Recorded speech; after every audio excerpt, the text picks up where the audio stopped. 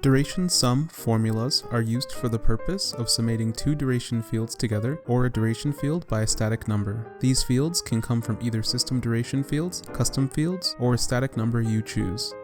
Starting from the main Abacus page, I'll need to select the button underneath the title Duration Formulas that says Create Formula. Next, I'll need to click on the bolded text labeled Duration Sum.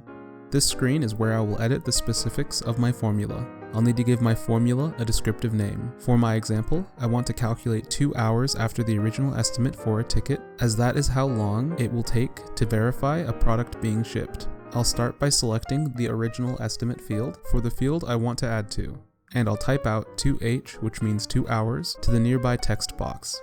Next, I'll choose Order Estimate for my result field. This will be where the results of my calculation will populate. Lastly, I'll need to save the formula by clicking the Save Formula button.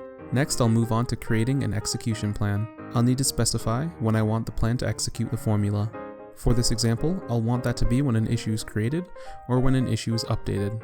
Once the plan is saved, I'll move on to testing out the formula in Jira. I'll head back to the main page and create a ticket. I'll give the ticket a summary and make sure to fill in the original estimate field with an amount. For this example, I'll choose 3H, which means 3 hours.